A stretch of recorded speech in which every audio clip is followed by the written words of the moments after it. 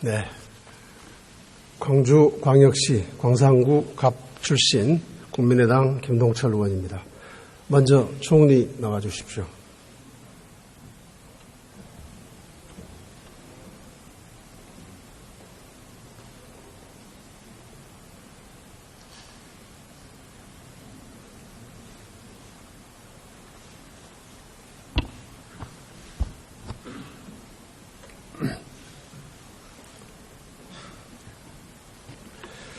네, 총리는 지난 20대 총선 민의를 어떻게 평가하십니까? 국민들께서 냉엄한 판단을 하신 것으로 생각을 합니다. 정부와 또 정치권 전반에 대해서 더 잘하라고 하는 촉구를 하신 것으로 촉구를 준 것으로 이렇게 저는 이해를 하고 있고, 국민의 뜻을 잘 받들어서 교묘하게 받들어서 앞으로 저희는 국정을 수행하겠다는 그런 생각을 하고 있습니다. 네, 화면을 한번 보시죠. 화면을 좀 봐주십시오.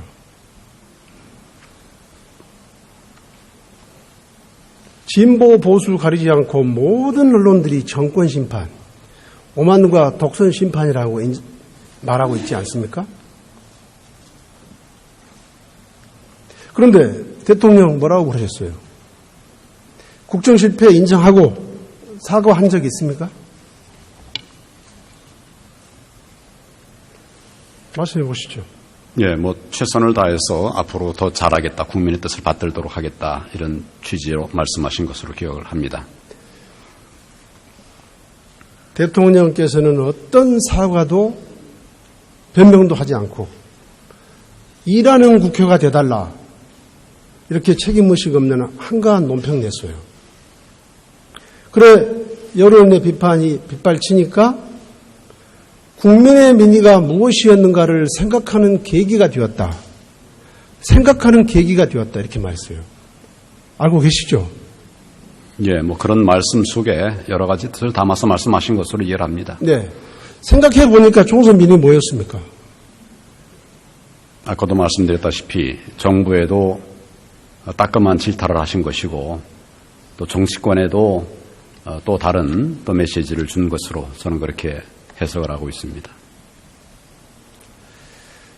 정치권이 아니죠. 아까 안 보셨습니까? 모든 언론들이 박근혜 대통령 바뀌어야 된다고 그러고 있잖아요. 총리께서 그런 인식 갖고 있으면 국민들 더 실망하실 것 같은데요. 저희들이 바꿀 부분은 저희들이 바꾸고, 또 여전히 국민들이 바라고 있는 많은 부분들이 있습니다. 그런 부분들에 대해서 같이 변화해 나가야 된다는 생각을 합니다. 아무튼 국민과 국회와 야당을 무시하고 일방적이고 독선적인 국정 운영을 한 것, 심판한 거 맞죠? 소통하면서 네, 국민의 맞죠? 뜻을 잘 이해하라는 그런 뜻이 많이 담겨 있다고 생각합니다. 네, 그래서 이제 대화와 타협을 통한 야당과의 협치를 대통령도 이야기하신 거 아닙니까? 네. 근데 박근혜 정부가 심판받은 이유 또 있습니다. 자, 화면 한번 보십시오.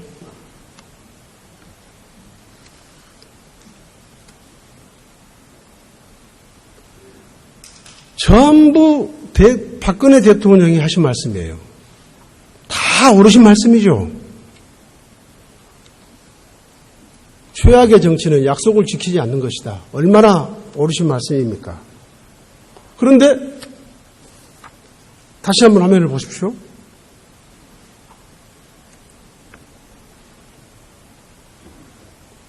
아마 거의 대부분의 굵직굵직한 공약들 다 파기했습니다.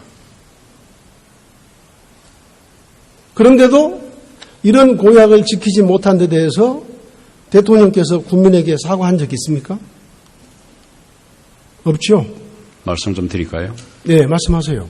저는 공약 지키지 못한 데 대해서. 지금 나와 있는 7가지를 거시하셨던 것 같습니다. 굵직굵직한 큰 것만 이야기한 겁니다. 그 부분에 중에 여러 항목은 공약을 지금 이미 이행한 것도 있고 또 이행 과정 중에 있는 것도 있습니다. 의원님 걱정하시는 것처럼 정부가 공약에 기초해서 모두 140개의 국정과제를 선정해서 임기 내에 그 이행을 함으로써 공약을 지키기 위한 노력을 다하고 있습니다.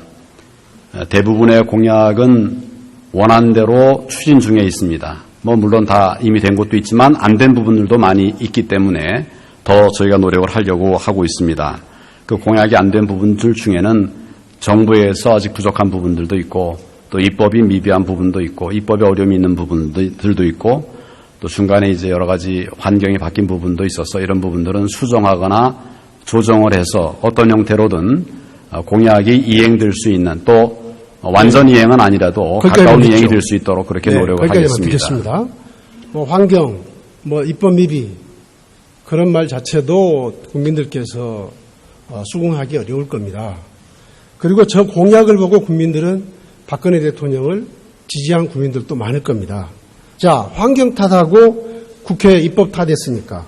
자, 저 중에서 돈 안 들고 국회가 입법하지 않고 하더라도 지킬 수 있는 약속들이 있었잖아요. 돈 들어가지 않고 지킬 수 있는 약속. 영남 편중, 지역 편중 인사, 대탕병 인사. 그걸 타파하고 대탕병 인사 할 수 있는 거잖아요. 그 누구한테도 탑 못하는 것 아닙니까? 또 제가 모든 국민 행복하게 하는, 이건 대통령 말씀이에요. 모든 국민 행복하게 하는 경제 민주화 약속. 그런 것들 돈 안 드는 거잖아요.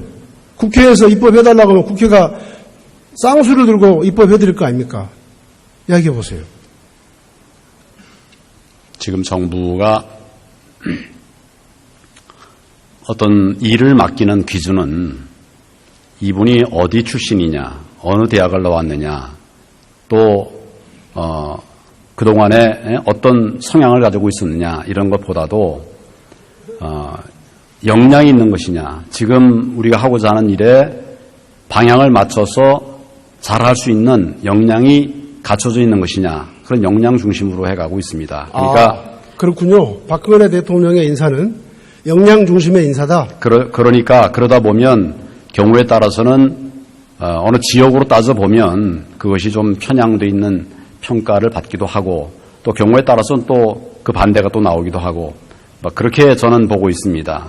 그리고 경제민주화 부분도 말씀을 하셨는데 아까 그 여러 가지 얘기가 있었습니다. 또 저 경남 신공항 얘기도 있었고 그런 부분에 관해서 이것이 공약의 이행이냐 아니냐에 관한 그런 그 논란이 있지만은 저희들은 가급적 공약이 지켜줄 수 있도록 이행 방안을 마련해서 추진해 왔다는 점을 말씀을 드리고 또 앞으로도 그렇게 해 나갈 것입니다. 앞으로 남아있는 기간 동안 최선을 다할 것입니다. 그러니까 총리의 인식은 영남 출신은 역량이 있어서 시켰고 다른 지역은 역량이 부족하군요. 그렇지 않습니다. 지금 여기 앉아있는 우리 국무위원들 중에도 각계의 분들이 다 있습니다. 장차관, 권력기관장들 거의가 영남 아닙니까? 네? 그렇게 어떤 지역을 보고 저도 우선 영남이 아닙니다. 그러면 왜 대통령께서 대통령 선거 전에 대탕평 인사하겠다는 말을 왜 했어요?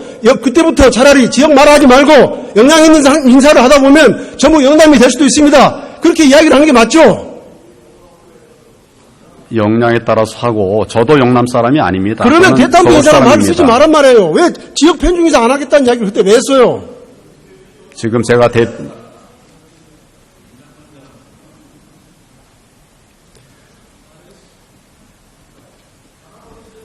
정말 그 자리에 앉아있는 걸 한심하게 여기는 국민들이 있다고 알아주세요. 가만히라도 있어요. 가만히라도.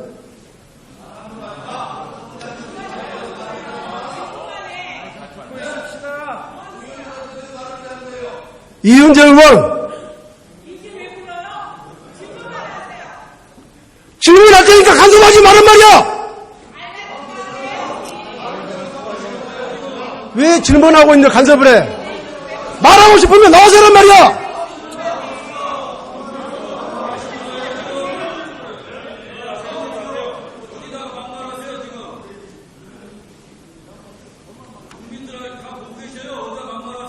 대전의 이장우 의원, 대전 시민들 부끄럽게 하지 마. 자, 질문하겠습니다. 자, 우리나라가 총체적 위기라는 데 대해서 동의하세요? 잘못 들었습니다. 총체적인 대한민국이 총체적 위기라는 데 대해서 동의하시냐고요. 예, 큰 어려움을 겪고 있습니다. 네. 대통령도 그렇게 말씀하셨고 국민 여론도 그렇습니다. 물론 총체적 위기는 소득 불평등과 양극화죠. 계속해서 심화되고 있으니까. 자, 화면 한번 보십시오.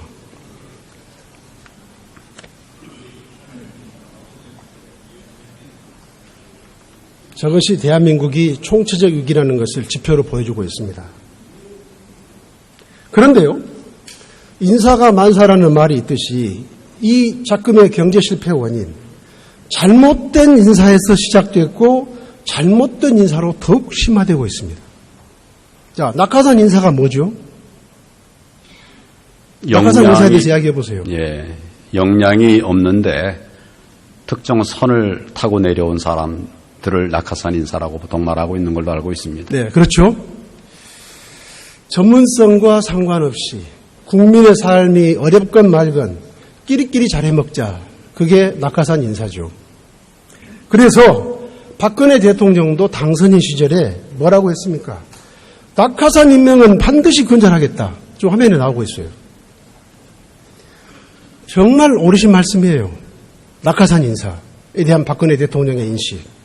그런데 대통령 되시고 나서 취임 2년 동안 공공기관 임원 318명을 낙하산 인사로 꽂았습니다. 이명박 대통령도 낙하산 인사 비난받았는데 그때 245명보다 30%가 더 많아요. 참 MB정부 뺨을 치고 있어요.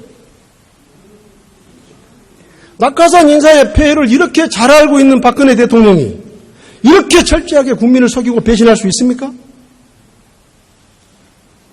우리 경제가 총체적으로 어려운 것은 물론 여러 군데가 있지만 특히 벼랑 끝에 놓인 분야가 어디입니까? 지금 구조조정 논의를 하는 조선업이죠. 그렇죠? 그렇습니다. 예. 그런데 그 조선업이 낙하산 인사로 인해서 회생 불가능한 상황에 처했어요. 자, 조선업에 대한 구조조정도 실기했죠. 구조조정은 그냥 수조 원의 혈세를 쏟아부은 산업은행도 낙하산. 그 산업은행이 소유 관리했던 대우조선해양도 낙하산. 그러니 조선업이 잘 될 턱이 있습니까? 화면 한번 보십시오. 이명박 정부, 박근혜 정부, 산업은행과 박근혜 정부의 낙하산 인사들, 대우조선에 대한 낙하산 인사들입니다. 다른 예를 들어보겠습니다. 지금 세계 최고 공항이 어디입니까? 세계 최고 공항. 네. 어느 측면에서 최고 공항을 말합니까? 서비스 측면에서는 모든 측면에서요. 예, 우리 인천 신공항이 높게 평가받고 네, 있습니다. 그렇죠. 인천국제공항이죠. 11년 동안 세계 1위를 했으니까. 그렇죠? 그렇습니다.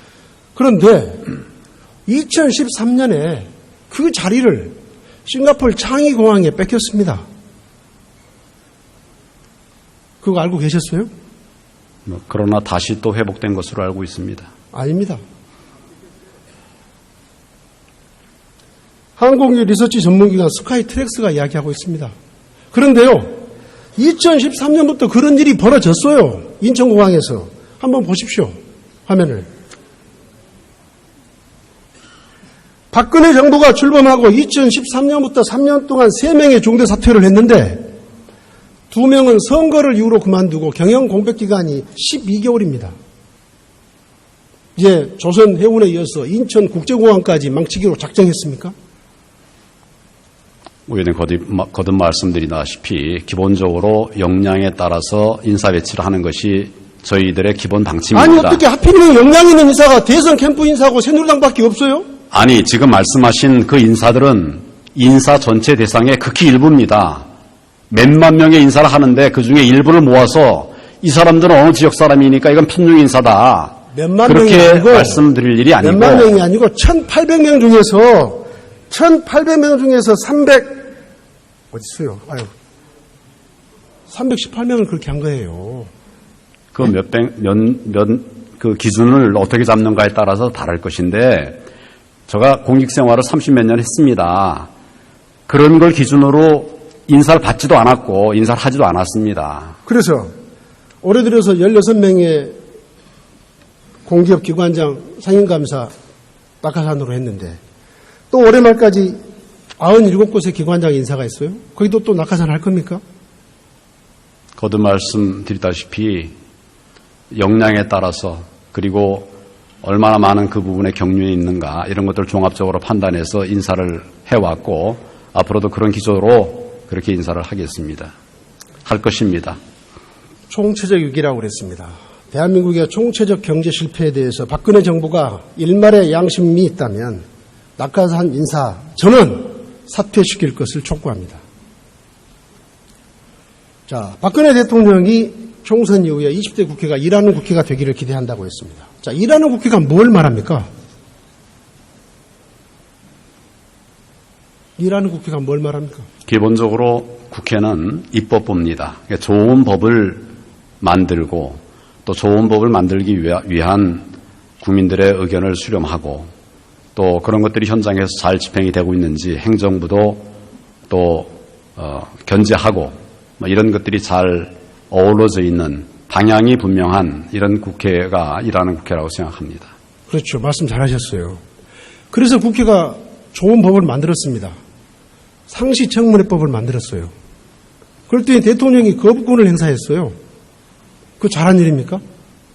좋은 법이고 법에 합법적인 이런 법이라고 하면 왜 거부권을 행사했겠습니까? 이 법에 여러 가지 문제가 있다고 저희는 판단을 했습니다. 기본적으로 의원님 잘 아시다시피 우리 대한민국 정부는 민주주의 국가로서 삼권 분립 국가입니다.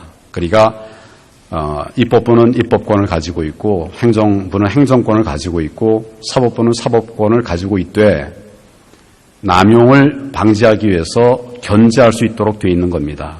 그러니까 기본적인 권한을 주고 그걸 견제하게 하기 위한 것이 우리 민주주의의 기본 원리입니다. 견제의 범위를 넘어서 통제를 하겠다고 하는 그 입법 제안서를 제가 보니까 정부를 통제하기 위해서는 이것이 필요하다. 이런 이유가 붙어 있는 이런 법이 과연 이게 권력 분립주의에 맞는 것인가 이런 부분에 관해서는 여러분들의 의견들이 있었습니다. 이런 부분들을 종합해서 판단해 주시면 좋겠습니다. 행정부에 대한 새로운 통제다. 말씀이죠? 입법 취지문에 보면 그런 부분이 나와 있습니다. 그것이 뭘 상징하는가 하는 것은 의원님께서 잘 아실 겁니다. 2009년도에 미국에서 도요타 청문회가 있었죠. 그건 제가 정확하게 모르겠습니다. 미국에서 도요타 청문회를 했는데요. 무려 3차례나 했습니다. 하원에서 2번, 상원에서 1번. 그리고 현지 사장뿐만 아니라 일본 본사의 사장까지 그 청문회에 불려갔습니다. 그런데 미국 헌법에 의회의 이 청문회가 규정되어 있나요? 없죠. 미국 청문회법에, 미국 헌법에, 예, 청문회에서 조사하는 권한이 있습니까? 이 의회에? 미국의 헌법에 그 있는지 여부는 제가 조사를 해봐야 되겠습니다만은 없습니다. 우리와는 지금 법 시스템이 다른 나라입니다. 그런데 미 대부분이 뭐라고 그랬냐?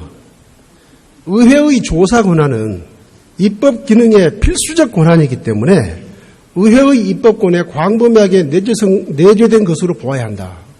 이렇게 판결을 내렸고 하루에도 몇 차례씩 미국 의회는 청문회를 하고 있습니다. 좀 미국 하는데 배우려면 이런 것을 좀 대한민국 정부가 배웠으면 좋겠어요. 미국에 혹시 국정 감사권이 있습니까? 지금 나라마다 시스템이 다릅니다. 우리는 미국에 없는 국정감사권이라고 하는 그런 굉장히 그 막관한 권한을 그 국회에 부여하고 있습니다. 그런 것들을 통해서 견제를 하도록 하고 있는데 다음 개헌할 때 국정감사권 없애시자고요. 그러나 청문회는 해야 됩니다. 그렇게 궤변을 늘어놓으시면 않기를 바라겠습니다. 자, 일단 들어가십시오.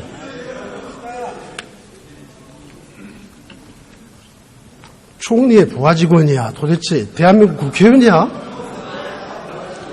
일단 들어가시죠. 그러니까 가만히 계시란 말이에요. 그러니까 가만히 계시라고. 가만히 계시라고.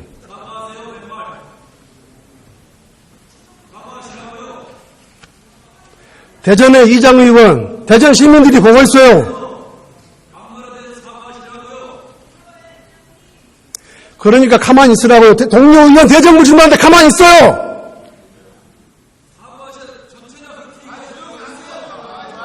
아유, 어떻게 대전 시민이 그런 사람을 국회의원으로 뽑아놨나. 의원 여러분, 좀 자중해 주시고요. 다음 총선에서 대전 시민은 저런 사람 좀 제발 뽑지 말아주세요. 우리 이장 의원님, 좀 자중해 주시고.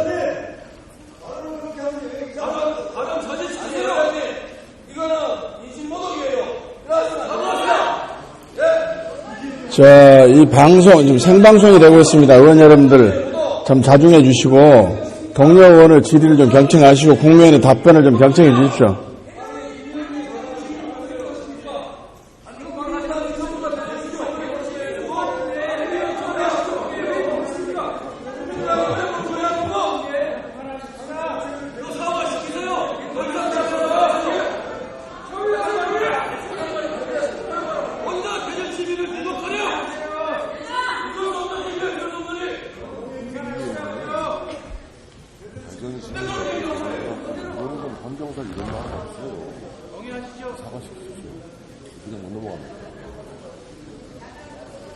제발.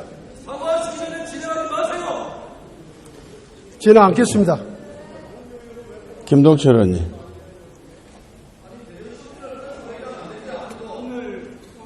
제발 간섭 좀 못하게 해주세요.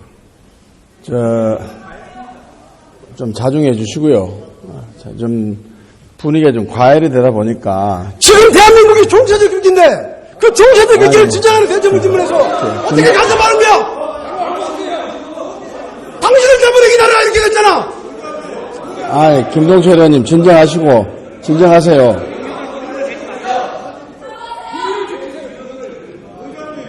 새누리당 정권 때문에 대한민국이 지금 위기란 말이야, 위기. 그러면 거꾸로인 줄 알아야지.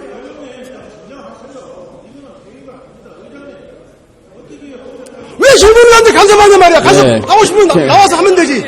김동철 의원님 진정하시고 동료의 품위와 인격을 좀 존중하시는 분위기 속에서 진행해 주시도록 그래 주시고 좀 간섭 좀 못하게 하시니까 간섭 좀 못하게. 동료 의원의 질의 좀 경청 좀 해주시고 또 어느 정도 우리 동료 의원의 질의에 분위기가 과열되다 보니까 일어난 일이고 용인할 수 있는 범위가 아닌가 싶습니다. 좀 참아주시고 자 질의하십시오. 네. 저 간섭하는 의원들 사과 좀 받으세요.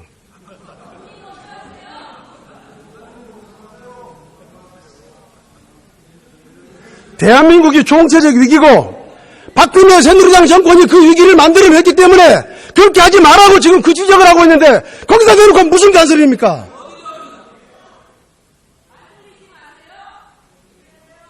김술래 의원은 공부 좀 더 하세요.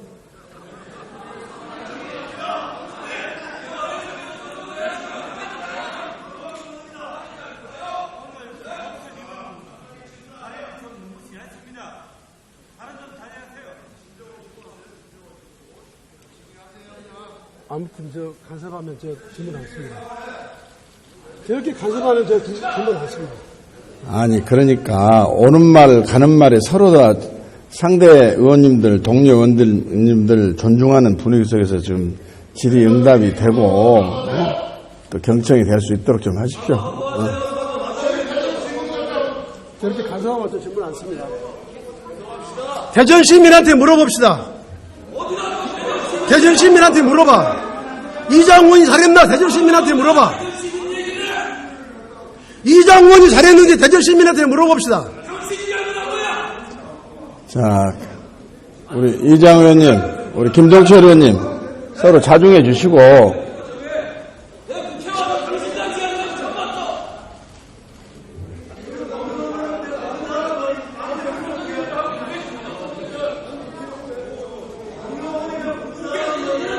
이렇게 저질 국회의원들하고 같이 국회의원 한다는 게 정말 창피해 죽겠네요.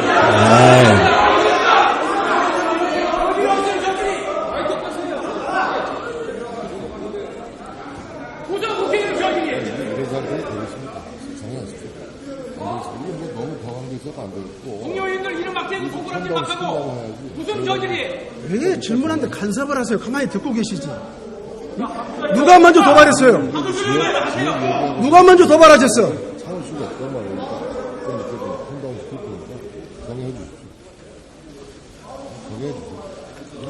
아니 지금 저는 울분이 터져요. 대한민국이 이렇게 아니, 김 의원님. 정치가 정치적 위기라서 김 의원님. 그걸 지적하고 있는데 그걸 방해한단 말이야. 나라가 이렇게 되고 있는데 정말 울라탐이 다쳐 죽겠는데 그걸 방해하고 있어. 김동철 의원님, 좀 자중해 주시고, 우리, 원내대표 세 분들 만나셔가지고, 이제 이 대정부 질문이 좀 질서 있게 좀 진행될 수 있는 방안을 좀 찾아봐 주세요.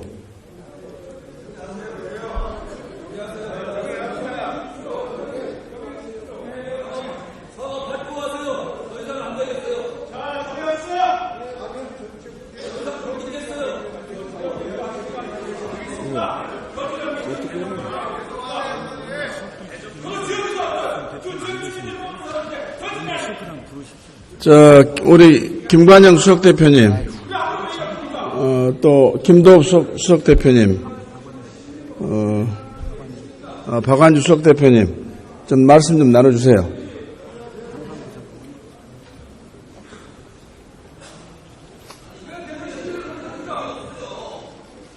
왜 간섭을 합니까?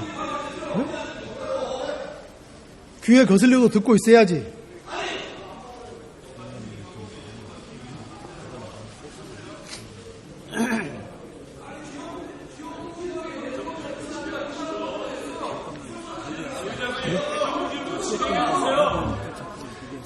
우리 권성동 의원님, 수석들끼리 지금 대화를 나누고 계시니까. 그리고 우리 김동철 의원님. 대전 시민 비난하는 적 없습니다. 대전 시민은 절대 비난하지 않았어요.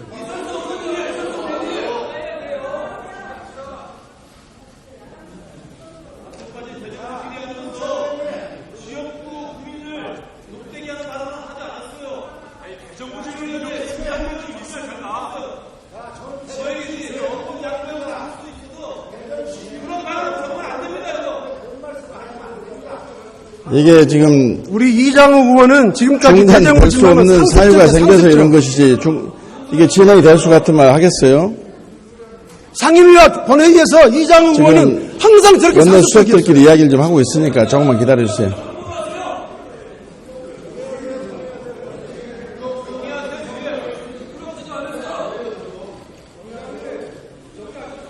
누가 누구에게 부끄럽다고 하는 거야. 맞아요. 간섭하면 안 되는 거예요. 할 수 없는 거야, 그것은. 간섭하니까 하는 이야기 아닙니까? 가만히 아무리 귀에 거슬려도 들어주셔야죠.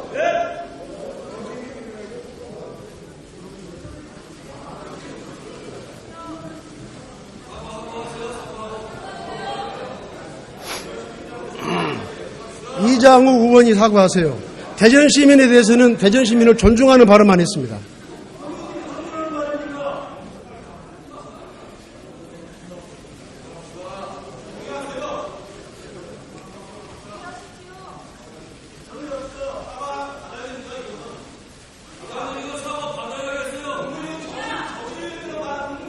이장우 의원으로부터 사과 받아야 되겠습니다.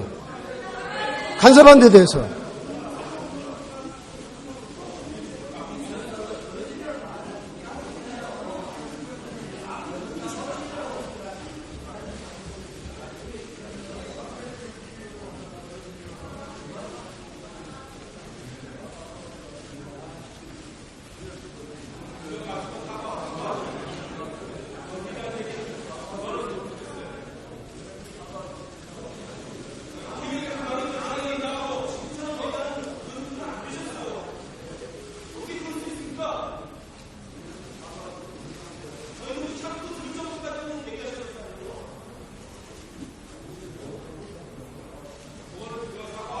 새누리당 의원들 계속해서 간섭한 데 대해서 그것부터 사과하세요.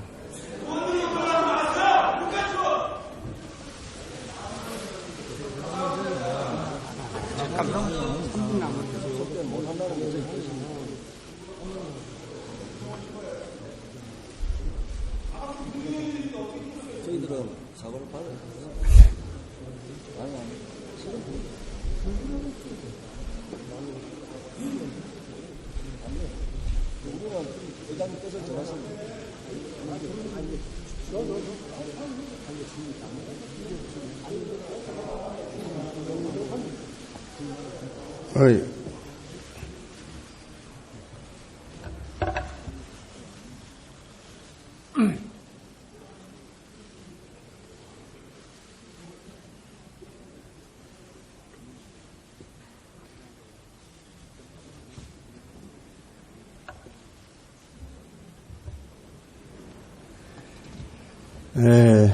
사회자로서 한 말씀 드리겠습니다. 20대 국회에 들어와서 두 번째 실시되는 대정부 질문에 정부를 상대로 한 질문이 질서 있게 순조롭게 진행되지 못한 것을 제가 대신 유감스럽게 생각하는 말씀을 드리고 지금 질문 시간이 2분여 남았습니다. 또 여기서 정회를 하게 되면 또 다른 문제도 있고 그러니까 동료 의원들 여러분들 좀 진중한 자세로 질문에 경청을 해주시고 또 국무위원들이 아직 시간이 많이 남아 있는데 이렇게 또 정회를 하게 되면 이장 의원이 먼저 사과하세요. 정부에 대한 도리도 아니지 않나 이런 생각이 좀 듭니다. 그리고 동료 의원 발언에 대해서 끼어든 것에 대해서 사과하세요. 김동철 의원 이 대정부 질문 질의가 시간에는 끝난 다음에 대정부 질문자만 발언할 수 있는 거예요. 개인적으로 입장을 좀 발표할 수 있는 그런 기회를 갖도록 하면 어떻겠습니까?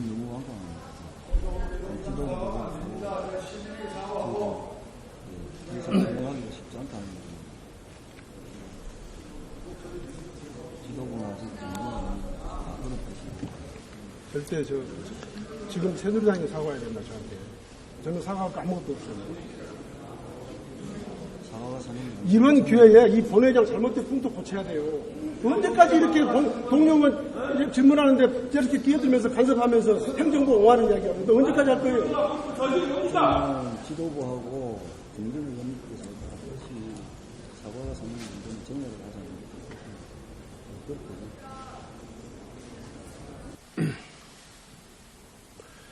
네, 이유야 어찌 됐든 저로 인해서 본회의가 정해된 데 대해 유감을 표합니다. 또 대전 시민을 거론하는 등 일부 부적절한 표현에 대해서도 유감의 말씀을 드립니다.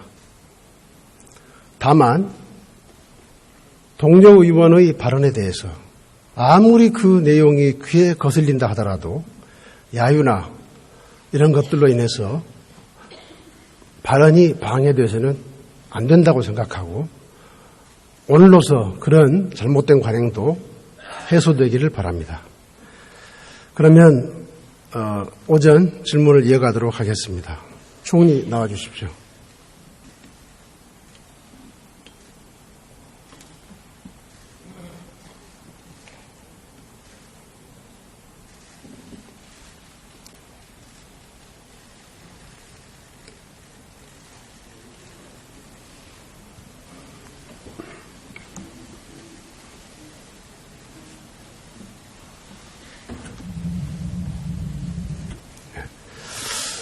예, 현재의 위기 국면에서 탈출하기 위해서는 대통령의 초당적 국정 운영이 필요하다고 생각합니다. 그동안 유감스럽지만 박근혜 대통령은 여당에 대해서는 간섭하고 야당은 철저히 무시했습니다. 자, 초당적 국정 운영을 위해서 그리고 이번에 진정한 소통과 협치를 위해서 대통령의 탈당을 건의할 의향이 있으십니까? 제가 그런 건의를 할 그런 상황으로 판단하지는 않습니다. 네. 박순춘 국가보훈처장, 그동안 숱한 무리를 일으켰습니다. 국회에 와서 탁자를 내리치고 서류를 팽개치기도 했고요. 그러다가 급기야 올해는 5.18 민주화 운동 당시 광주 시민을 잔인하게 유혈 진압한 10일 공수 특전 여당을 6.25 전쟁 기념 광주 시가 행진에 투입하겠다는 그런 행사를 추진하기도 했습니다. 국회에서 해임 촉구 결의안이 3번이나 발의된 박승춘 국가보훈처장. 이제 박근혜 정부의 새로운 출발을 위해서 해임하는 게 낫지 않겠습니까? 국무총리가 해임에 관한 건의를 할 수 있는 것은 기본적으로 헌법상 국무위원으로 한정되어 있습니다.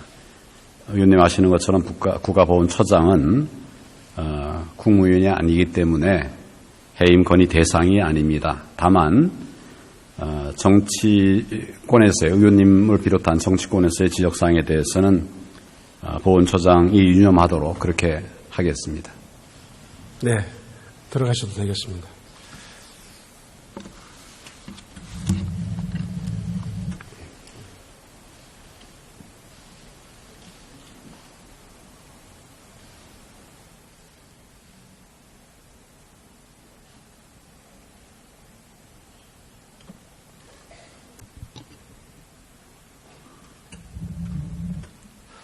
존경하는 심재철 국회 부의장님, 그리고 선배 동료 의원 여러분. 지난 20대 총선 민의는 이대로는 안 되니 국정 운영을 전면 바꾸라는 국민의 요구였습니다. 오만과 독선은 국정의 가장 위험한 통치술인 만큼 벌이란 명령이었습니다. 박근혜 정부의 3년 6개월은 실패했지만 아직 기회는 있습니다. 본 의원은 박근혜 정부의 실패를 바라지 않습니다. 정부가 실패하면 그 고통의 대가는 아무 죄 없는 국민들에게 온전히 돌아가기 때문에 그렇습니다. 국민의 미래를 위해서 총선 민의에 따라 박근혜 정부가 국정기조를 총체적으로 전환함으로써 국민과 국회와 야당과의 협치를 통해 성공하는 정부가 되기를 거듭 촉구합니다. 경청해 주셔서 감사합니다.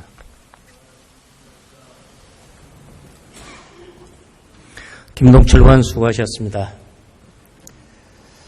다음은 서울 강동을 출신의 더불어민주당 심재근 의원 나오셔서 질문해 주시기 바랍니다.